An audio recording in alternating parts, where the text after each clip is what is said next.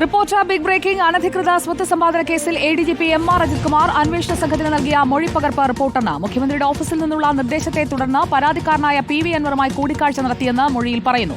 Flat വാങ്ങി 10 ദിവസത്തിനകം വിറ്റതിന് വിചിത്രമായ വാദമാണ് ADGP ഉന്നയിക്കുന്നത്. ദേശദ്രോഹ പ്രവർത്തനങ്ങളിൽ ഏർപ്പെട്ടവരുമായി ചേർന്ന് PV അൻവർ തന്റെ DGP പദവി ഇല്ലാതാക്കാൻ ശ്രമിച്ചെന്നും MR അജിത് കുമാർ ആരോപിക്കുന്നു. Vigilance DYSP Shibu Pappachan MR Ajith Kumar നൽകിയ 11 പേജുള്ള മൊഴിയാണ് റിപ്പോർട്ടർ പുറത്തുവിട്ടത്.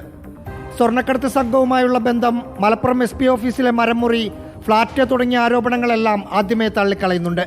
പിന്നീടാണ് മുഖ്യമന്ത്രിയുടെ ഓഫീസിന്റെ നിർദ്ദേശപ്രകാരം PV അൻവറുമായി സന്ധി സംഭാഷണം നടത്തിയ കാര്യം പറയുന്നത്.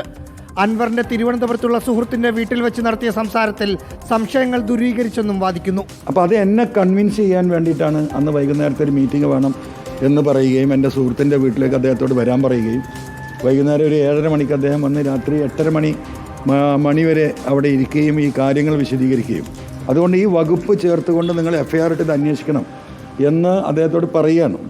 അൻവറിനെ സഹായിച്ചവരിൽ പോലീസ് ഉദ്യോഗസ്ഥരും പോലീസ് അസോസിയേഷൻ നേതാക്കളുമുണ്ട്. ഒപ്പം ദേശദ്രോഹ വിദ്വേഷ പ്രവർത്തനത്തിൽ ഏർപ്പെട്ടവരും ആഴത്തിലുള്ള ഗൂഢാലോചനയിൽ പങ്കാളികളായി. അത്തരക്കാർക്കെതിരെ അന്വേഷണവും ADGP റാങ്കിലുള്ള നിലവിലെ excise commissioner MR Ajith Kumar ആവശ്യപ്പെടുന്നു. Rahees Rasheed, in Reporter, Thiruvananthapuram.